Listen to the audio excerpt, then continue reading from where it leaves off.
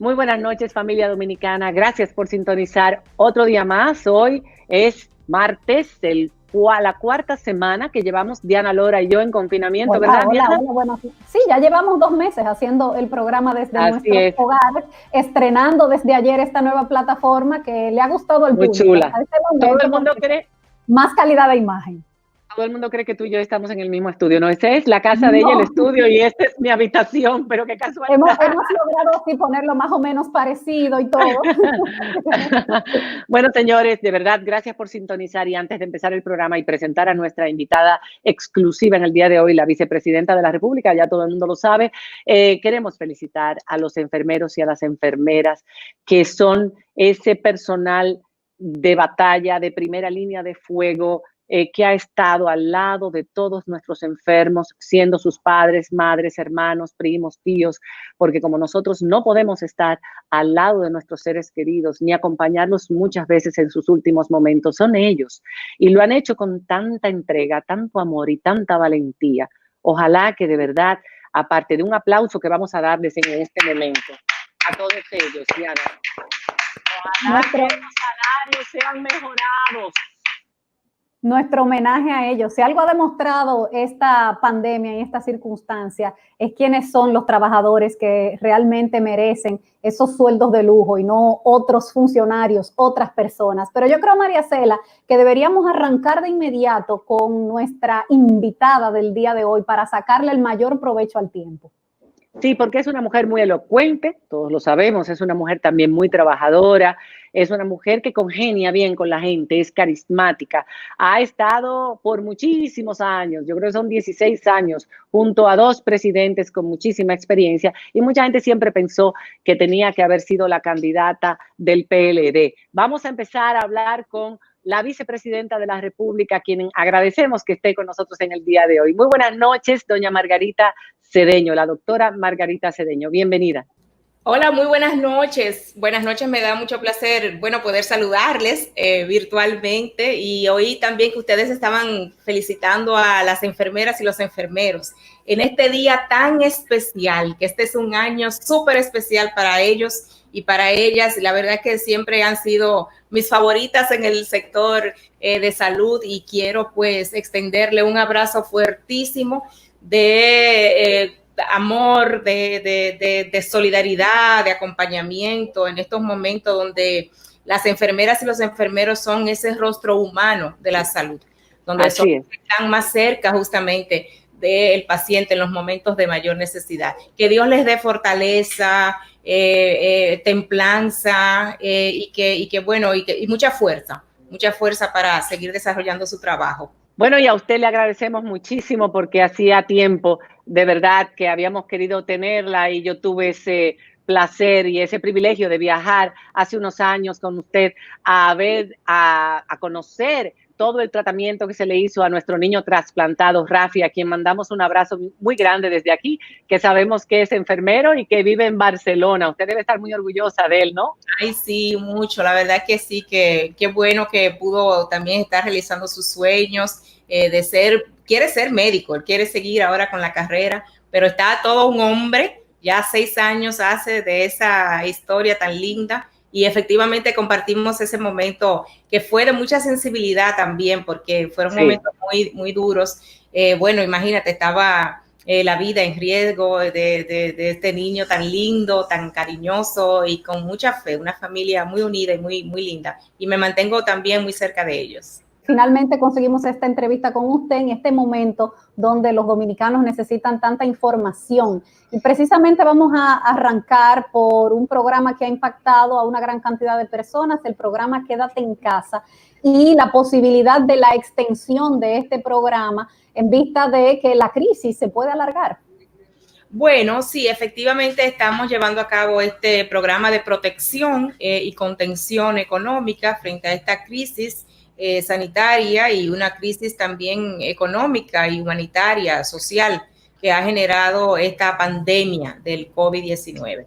Y estamos pues evaluando justamente el que se pueda extender a los fines de que podamos ir a la par también con la recuperación económica que, como hemos visto, pues va a tomar un tiempito.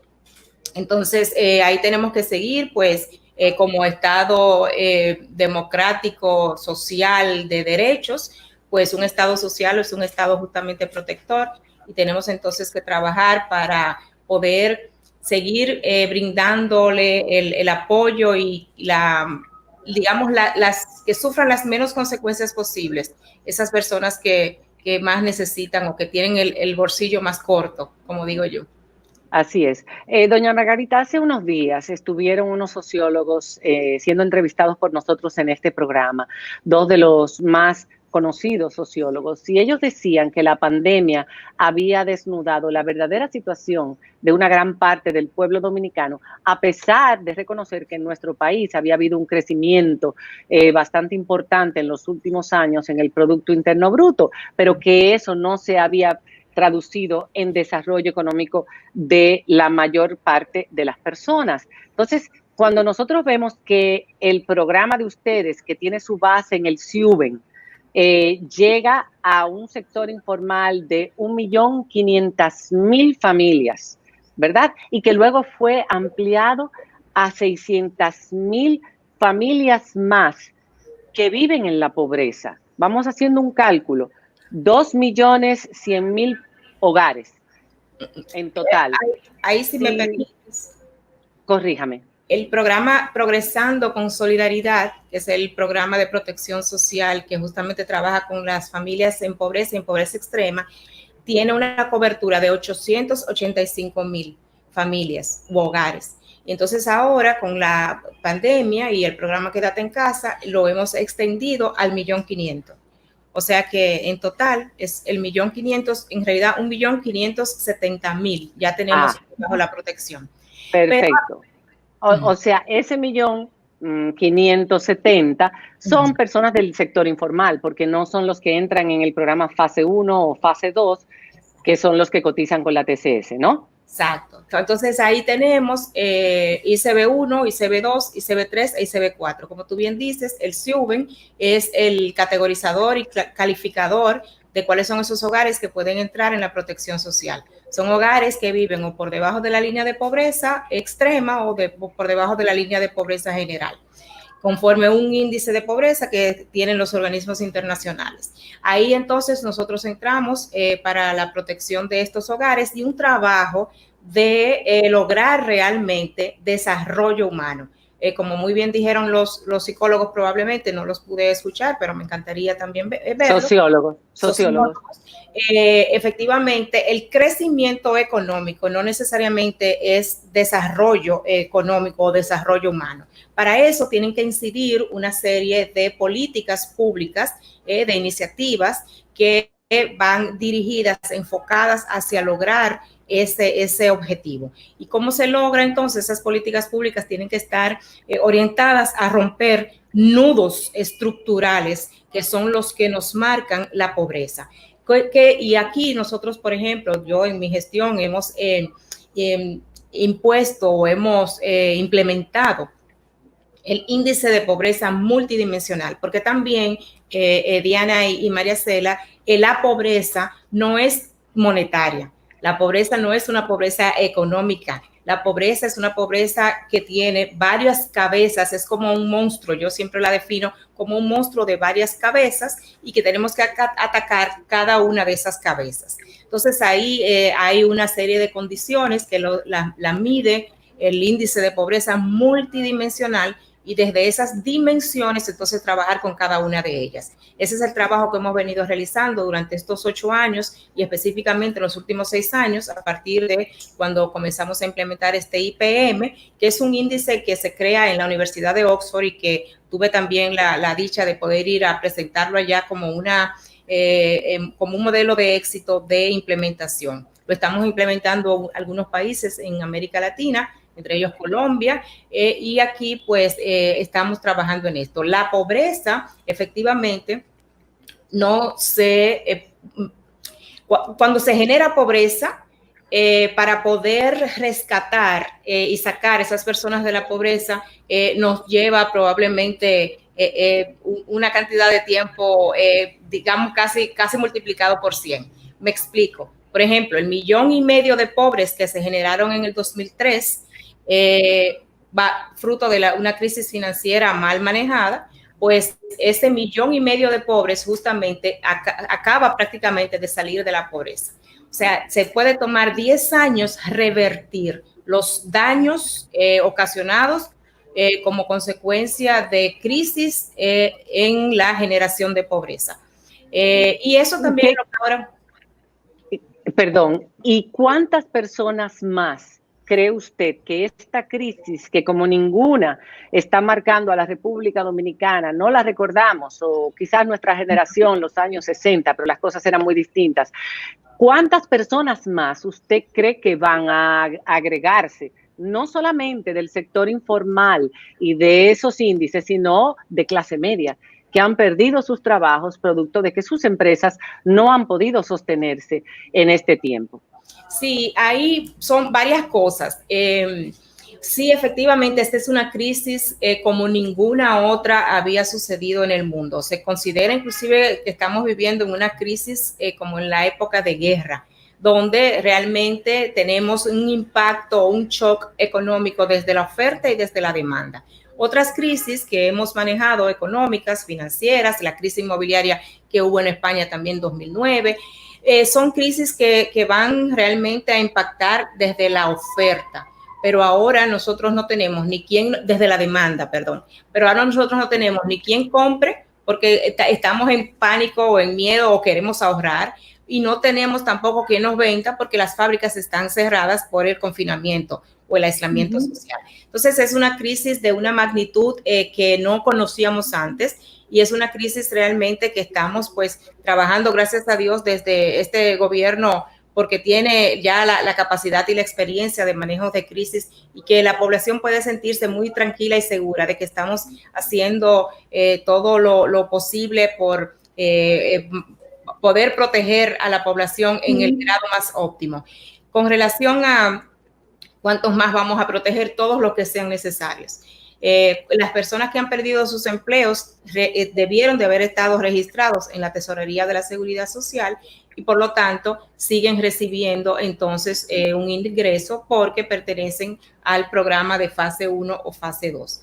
Los que están en el sector informal, seguimos incluyéndolos entonces en quédate en casa, y efectivamente esta va a ser una medida que probablemente vamos a tener que extender, porque tenemos que ir viendo el periodo también de reactivación económica y cómo este tejido cicatricial económico no se impacta. De las medidas que tomemos ahora, también va a depender la reactivación económica, el plazo de reactivación que tomaría la reactivación económica de una manera completa.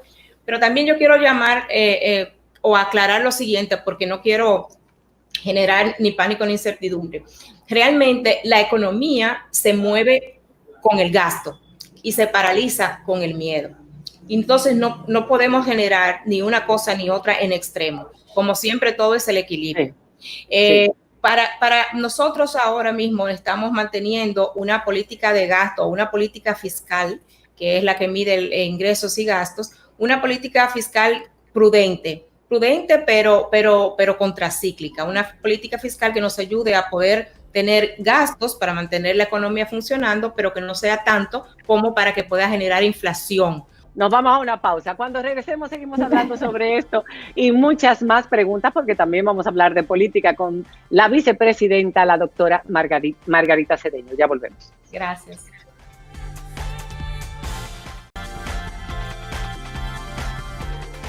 Y seguimos con esta entrevista exclusiva, dedicando el programa completo a nuestra vicepresidenta de la República, la doctora Margarita Cedeño. Diana, tenías la palabra. Querías hacer una pregunta en el segmento anterior. Parece inminente ya, vicepresidenta, la reapertura de las labores económicas en República Dominicana. Hemos visto que esta semana el presidente ha tenido reuniones prácticamente con todos los sectores. Es el tema que se está tratando. ¿Cómo lo está planteando el gobierno y cuándo podríamos esperar esa reapertura? Sí, efectivamente estamos pues consultando sectores de interés, todos, sindicatos, trabajadores, empresarial, las iglesias, vieron ustedes también ayer reuniones, para nosotros poder entonces determinar cuál es el tiempo más óptimo para esta reapertura de la economía. De todas maneras, la economía realmente no ha estado cerrada del todo. Fíjense que siguen funcionando los supermercados, las farmacias, algunos comercios también de expendio de alimentos, porque cerrar una economía completamente es imposible. Pero lo que sí es que vamos a reactivar esta economía con las medidas que estamos tomando. Vamos a hacer que lo más rápido posible podamos llegar a la normalidad. Y en el segmento anterior hablábamos de pobreza, y quiero dejar en el ánimo de las personas que no vamos a caer en pobreza, digamos, exagerada. Sí vamos a tener algunos impactos que todavía no lo podemos medir, porque todo depende de cómo nos recuperemos, pero en economía se manejan los ciclos económicos que son de corto plazo. Por lo tanto, este año vamos a terminar con unos indicadores. El próximo año, en la medida en que reactivemos rápidamente la economía, que los sectores productivos puedan seguir siendo más dinámicos, innovadores, la atracción de inversión extranjera, la recuperación del turismo. En la medida en que nosotros, pues, ya con medidas que tenemos ya en carpeta para poder implementar en el próximo año, esas medidas, yo sé que vamos a rápidamente, pues, volver a retomar el ritmo económico.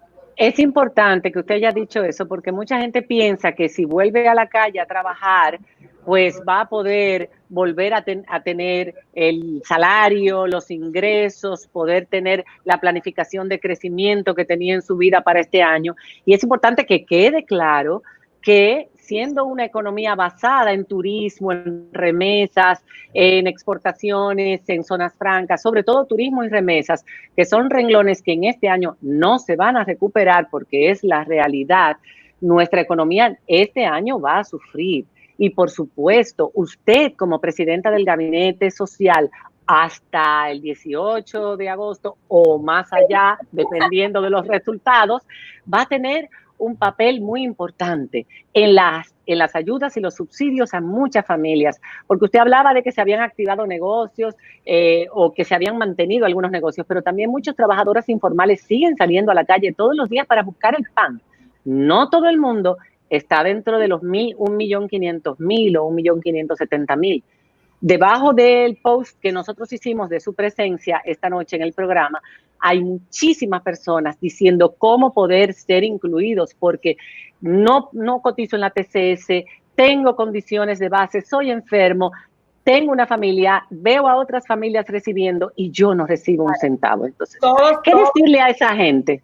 Todos serán incluidos, todos los que lo necesiten. Solamente tienen que entrar al portal Quédate en Casa, todo junto, .gov.do. Ahí entonces se registran y ahí nosotros vamos a evaluar o a cruzar las bases de datos con TSS, la Tesorería de la Seguridad Social, y con la base de datos del SIUBEN. Aún en estas circunstancias de crisis, los que no están en SIUBEN, ya nosotros también, si podemos comprobar que vienen avalados por un listado de una asociación, un listado institucional, pues nosotros estamos también ingresando a esas personas en Quédate en Casa.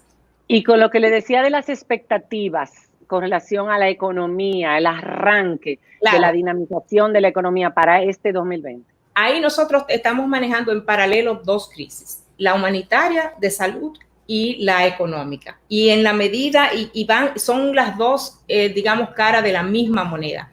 En la medida en que nosotros tomamos medidas en el sector de salud, estamos generando cicatrices en el tejido económico.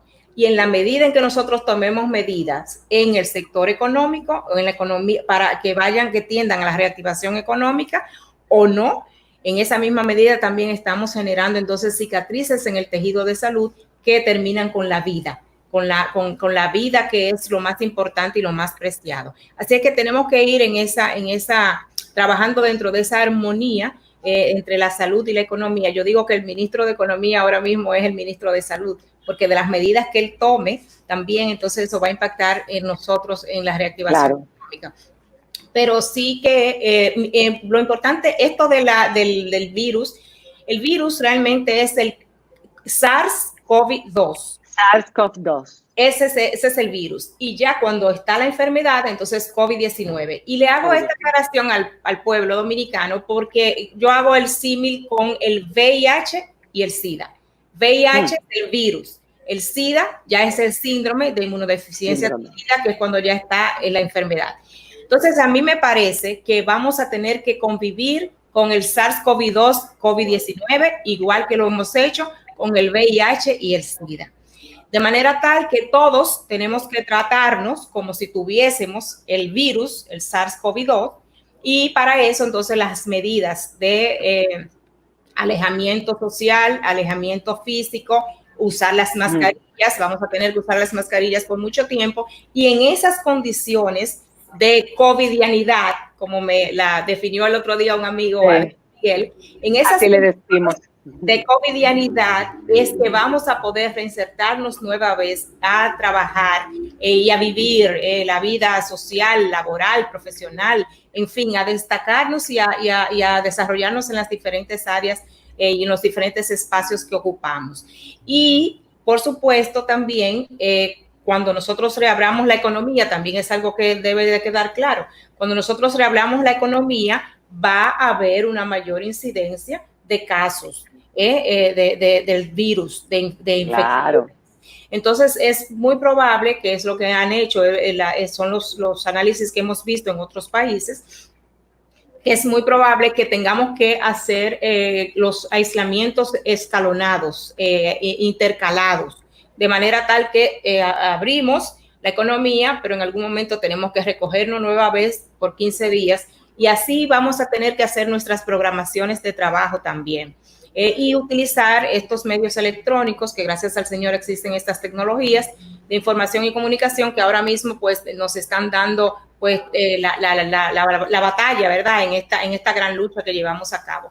Por suerte también ya habíamos implementado República Digital, donde la mayoría de los servicios de gobierno están digitalizados.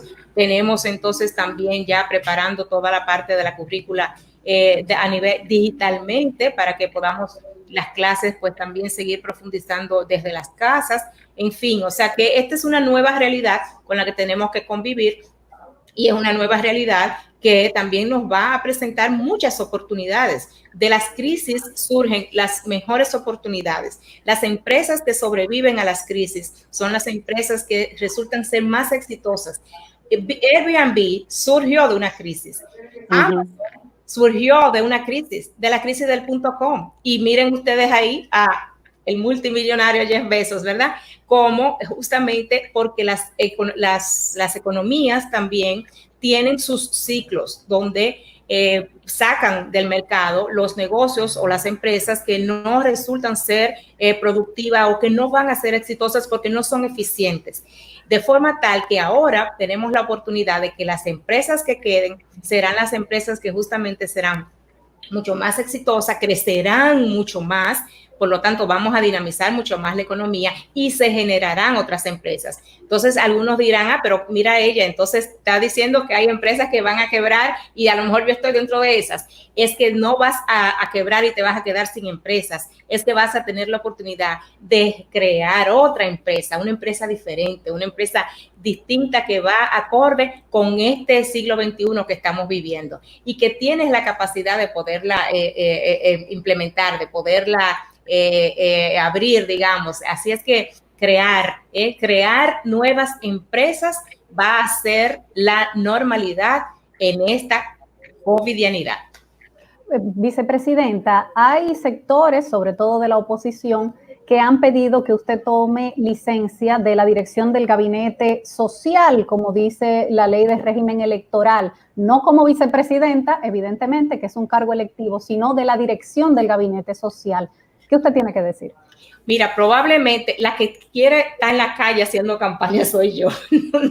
No hay una que quiera estar más libre que yo. Y probablemente, claro que sí, en otras condiciones, yo ya hubiese tomado licencia y me hubiese dedicado solamente a mi campaña o a nuestra campaña, a la mía y la de Gonzalo.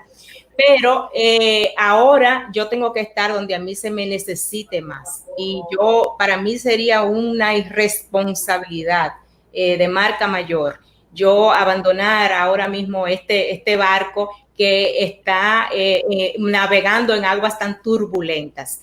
Yo tengo que seguir al frente porque estamos desarrollando en esta pandemia y en esta nueva realidad de trabajo con un personal muy reducido.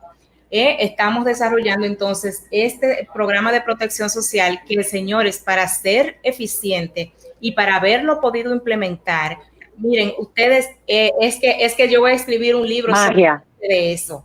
Yo creo que sí. Magia, tenacidad, capacidad, un equipo maravilloso que me rodea. Y entonces también, ¿qué sucede? Porque efectivamente tengo una directora técnica y tengo varios directores en las diferentes instituciones.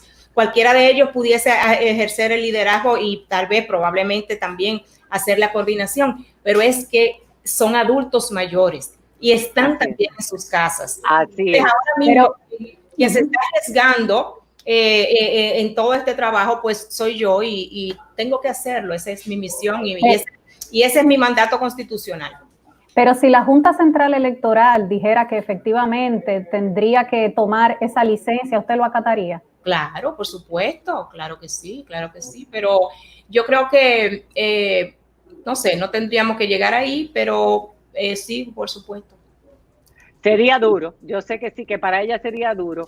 Porque no, para mí no, para el trabajo que estamos desarrollando, no se le impacta. Para el trabajo, porque yo sé que usted disfruta mucho ese trabajo. Ahora ya entramos en política y en el próximo bloque, por ahí continuamos, cuando regresemos con la doctora Margarita Cedeño. Ya volvemos.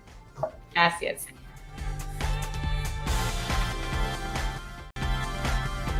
Y continuamos conversando con la vicepresidenta de la República, la doctora Margarita Cedeño de Fernández Llanó. Margarita Cedeño.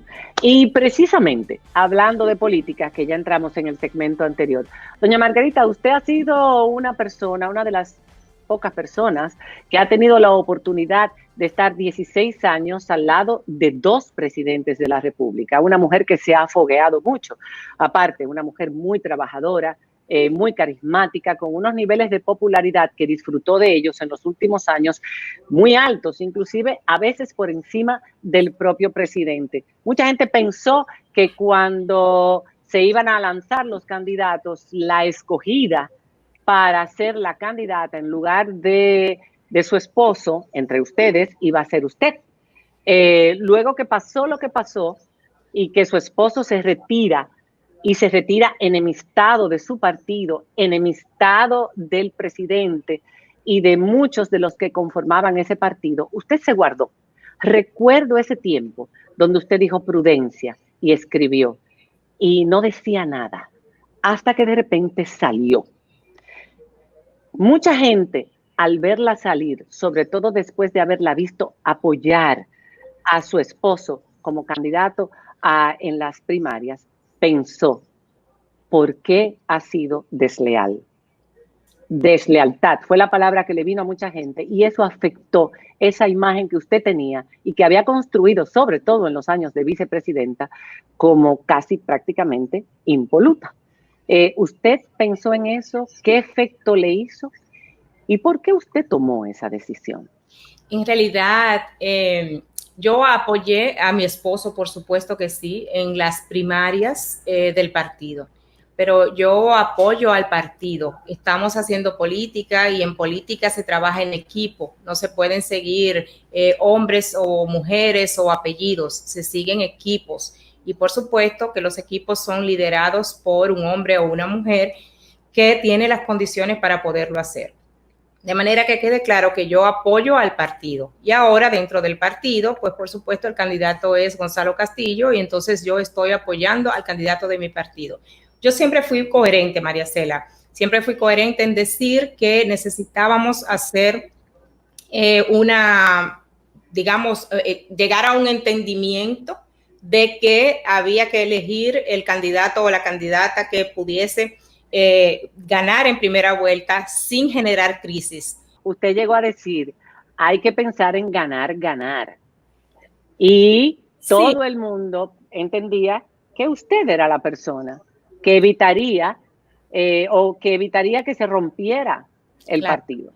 Claro que sí, y justamente entonces para evitar el que el Partido de Liberación Dominicana y esta gestión de gobierno se viese más afectada aún, pues yo tuve que tomar una decisión muy dura para mí en lo personal, pero que va acorde con mis valores. Yo diría que habla muy bien de la lealtad a los principios y a los valores que siempre he enarbolado.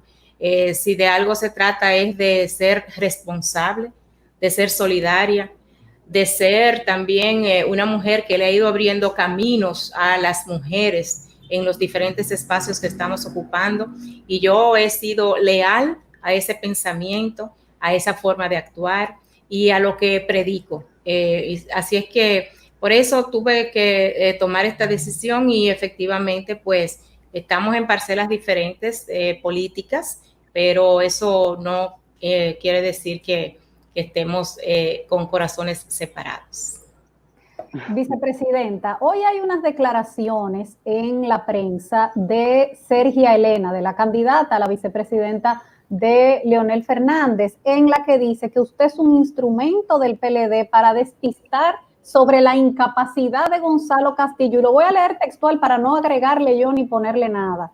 Dice el comunicado de Sergia Elena: mientras el candidato presidencial tiene que ser el centro de la campaña para las elecciones presidenciales del 5 de julio, el PLD busca confundir al país, y como su candidato presidencial está intelectualmente descalificado, utiliza a la candidata vicepresidencial para, mediante a ella, beneficiarla, asociándolo a capacidad y una experiencia que no tiene. ¿Qué tendría usted que responderle a Sergia Elena y a tantas personas, además, que piensan que usted hubiera sido una mejor candidata y que hubiera llevado al PLD a una mejor posición?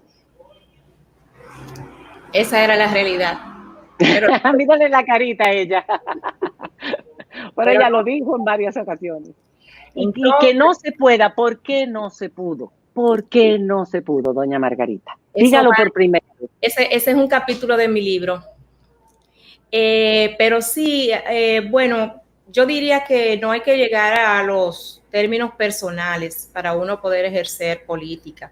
Yo siempre apelo a que todos, y es lo que también ejerzo, a que todos pues podamos trabajar y querer llegar a ocupar espacios en base a nuestras ideas, a nuestras propuestas, en base a nuestro conocimiento y nuestro deseo de aportar, un deseo genuino, auténtico, un deseo de contribuir realmente con una mejor República Dominicana, sin ver intereses personales, intereses individuales o de cualquier otro tipo. Así es que es cuanto yo podría decir sobre ese tema. Y a Sergia Elena, la afirmación de Sergia Elena de que a usted la están utilizando para cubrir las falencias del candidato presidencial. Bueno, eso es lo que ella piensa. O sea, yo soy una líder y yo soy una mujer que está en el medio trabajando por su gente y que estoy loca por salir a hacer campaña para poder entonces también seguir demostrando qué es lo que sabemos, qué conocemos y qué es lo que vamos a implementar Gonzalo y yo en el próximo periodo de gobierno que nos va a tocar a partir del 16 de agosto del 2020. Conocemos sus fortalezas, pero nos gustaría saber cuáles son para usted las fortalezas de su candidato a la presidencia. Y ya que Diana mencionó a la candidata a la vicepresidencia de su marido por la Fuerza del Pueblo, me gustaría saber también su opinión sobre Raquel Peña, la candidata por el PRM, que hasta ahora tiene muchas posibilidades de incluso ganarle a usted junto con su compañero de boleta.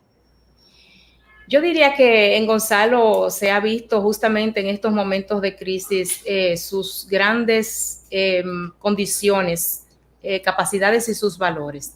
Gonzalo ha sido un hombre que ha demostrado ser solidario, que ha demostrado ser exitoso, generoso, buen empresario, es un hombre que sabe ejecutar, que sabe dirigir, es un líder cuando se trata de lograr resultados, de poder llevar a cabo tareas fuertes y difíciles. Y en estos momentos justamente de crisis es cuando más se necesita de un liderazgo probado, un liderazgo gerencial, un liderazgo enfocado a resultados. Ese es Gonzalo Castillo y ese es el próximo presidente que tendremos en la República Dominicana. Un hombre que sabe trabajar, un hombre que sabe construir, y cuando hablo de construir no lo digo físicamente en cuanto a infraestructura como tal, sino que sabe construir espacios, equipos, sabe lo que tiene entre manos. Y un hombre además que sabe trabajar desde el Estado y con el Estado, por la gente y para la gente. ¿Y sobre Raquel Peña? Raquel es mi amiga, o era mi amiga hasta que la eligieron. No sé si todavía ella me considera su amiga, pero Raquel es mi amiga y tengo muy alta valoración de ella, una persona a quien quiero mucho, estimo, aprecio y que me alegró y me sorprendió a la vez que estuviera en política porque nunca vi esas facetas en ella. Siempre ha sido más abocada al sector empresarial, a la generación de ingresos, pero muy bien, qué bueno que esté en esto y que pueda pues también seguir representando a la mujer en política. Yo le escuchaba, vicepresidenta, en el día de ayer en una entrevista decir que estaban a un punto del candidato Luis Abinader en las encuestas. Mientras más cerrado sea la contienda, evidentemente eso obligará más a una segunda vuelta, si es así, como usted dice. En una segunda vuelta, entonces, será muy apetecible y necesario el apoyo de Leonel Fernández. ¿Usted cree que haya posibilidad todavía de un avenimiento entre Leonel Fernández y Danilo Medina y la propuesta de Gonzalo Castillo? En realidad, los números que nosotros estamos manejando es para nosotros ganar en primera vuelta. Y justamente, mira, les quiero mostrar aquí. Esta es una encuesta que recibimos antes de ayer. Creo que ahí se ve bien, ¿verdad? Ahí. Sí. Bueno, si no, la vamos a poner en pantalla. Exacto. Entonces, esta es una encuesta donde nosotros estamos ganando en primera vuelta con un 40.4, Abinader un 37.7 y mi amado marido 8.8. Entonces, resulta que usted lo dice con esa tranquilidad. Porque yo lo amo, ¿qué vamos a hacer? ¿No ha afectado la relación de ustedes dos? ¿No llevan esto a la vida marital? No, en lo personal no. Pero si fuera necesaria la segunda vuelta. Si fuera necesaria la segunda vuelta, yo creo que Leonel, por supuesto, que su casa natural es el Partido de la Liberación Dominicana. El Partido de la Liberación Dominicana es el partido por el que él luchó, trabajó, se forjó, y en honor a la memoria de don Juan Bosch, justamente, el Partido de la Liberación Dominicana, para Leonel, es su gran casa, la casa que siempre vive y lo espera con los brazos abiertos. Y si el orgullo de él no hubiera sido más fuerte que todo eso que usted dice, él se hubiese quedado. Pero es difícil pensar que él va a volver porque es un hombre orgulloso que se sintió abochornado y humillado. Y usted lo conoce mejor que nadie. Esperemos a ver qué pasa. Vamos a ir inning a inning. Cuando regresemos, concluimos esta interesante entrevista, un segmento cortito simplemente para escuchar las últimas palabras de la doctora Margarita Cedeño. Agradecemos sus comentarios, aunque saben que no estamos en vivo, en María Cela, en nuestro Twitter y nuestro Instagram también. Muchísimas gracias. Ya regresamos.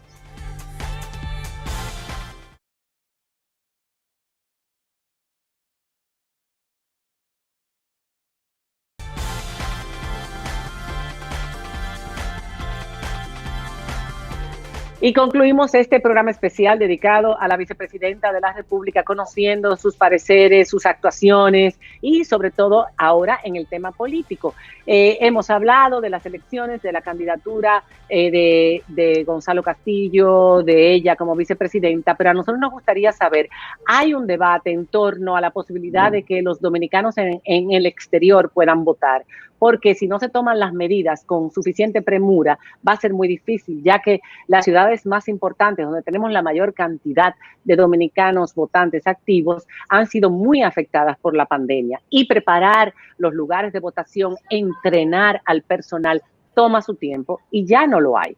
Entonces, la única alternativa es el voto postal, a través del correo postal, que funciona muy bien en esos países y que ellos incluso lo aplican con sus ciudadanos en el exterior. En el caso de España es así, se cuenta en ese país, en el país de origen, y luego se traslada el resultado a República Dominicana. ¿Usted está de acuerdo con esa propuesta? Ese pudiese ser una alternativa. Lo que sucede es que la Constitución y las leyes establecen que el voto es secreto y presencial. Entonces ahí tendríamos que modificar probablemente la Constitución. Y en ese caso tampoco tendríamos ya tiempo. Lo que sí es que efectivamente en esas ciudades capitales ha sido imposible y será imposible poder llevar a cabo estas elecciones, porque son las que, como tú bien decías, están más afectadas. Tendríamos que ver, conforme nuestro marco regulatorio, nuestra Constitución y las leyes, cuáles alternativas pudiésemos encontrar, porque sí, ellos tienen que votar, pero probablemente no tengan que hacerlo el mismo día 5 de julio, porque bueno, esto ha sido una posposición tras otra, entonces... pero ellos son el 8% del padrón, doña Margarita, claro, el 8%, no, incluyen incluso la posibilidad de que haya una segunda vuelta o no. No, ellos lo que sí incluyen es también representantes al Congreso. Además de ultramar. Representantes al Congreso, pero sí ellos van a tener la oportunidad de votar, lo que probablemente van a tener que votar en una época o en una fecha diferida y para las congresionales de ellos, para elegir sus candidatos. Estas son unas elecciones que nos han atrapado en medio de una pandemia y todos tenemos que cooperar. O sea que para la presidencia no. Están los partidos, se están reuniendo con las autoridades electorales en la Junta Central Electoral y viendo entonces cuáles serían las alternativas. Porque lo otro sería suspender las elecciones en julio, y eso es imposible. Ya lograron que se suspendieran en febrero, y entonces tuvimos que realizarlas en marzo. Y ahí creo que la comunicación del gobierno no lo manejamos muy bien, de forma tal que se nos quiso pegar al gobierno el que esas elecciones fueran frustradas y fueran sofocadas. Y ¿Lograron que se suspendieran las elecciones en febrero o la Junta hizo que tuvieran que suspenderse con su accionar deficiente en el aspecto técnico sobre todo? Ajá.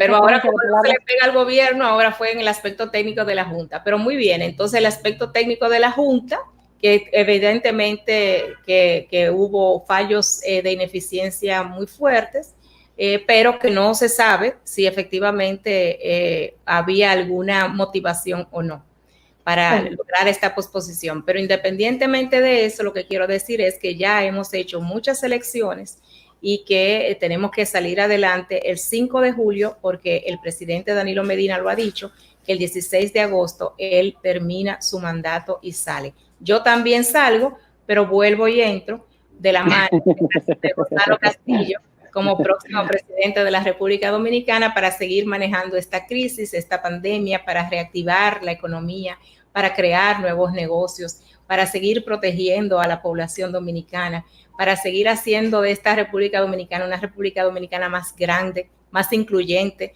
donde nosotras las mujeres tengamos voz, más espacio y donde todas también podamos construir la República Dominicana del futuro. Esa República Dominicana que yo espero que en algún momento también esté presidida por una mujer. Vicepresidenta, ¿usted se ha sentido apoyada en su partido? Y me refiero por las altas cúpulas del partido. En la vida todo lo que va viene. Usted ha apoyado a su esposo, ha apoyado a Danilo Medina, ahora está apoyando a Gonzalo Castillo. ¿Usted se ha sentido igualmente apoyada en sus aspiraciones por el PLD? Sí, lo que sucede es que en aquella ocasión, recuérdense que ciertamente, por eso yo hablaba de la lealtad y la coherencia. O sea, cuando tuve que apoyar a Leonel, lo apoyé. Cuando tuve que apoyar a Gonzalo, a Danilo y a mi partido. Eso es ser leal. Eso es ser coherente. Eso es ser... ¿Y quién ha sido leal con usted? ¿Quién ha sido más leal con usted? No entendí. ¿Quién ha sido más leal con usted? ¿Pero entre quiénes? ¿O quién le ha dado más apoyo? ¿Quién le ha dado más apoyo? Entre todos ellos. No, todos. El partido a mí me ha apoyado siempre. Bueno, en algún momento, por supuesto, he apoyado más a mi marido, que era el presidente del partido. Y en ese caso, pues, las mujeres ahí estábamos un poco más atrás.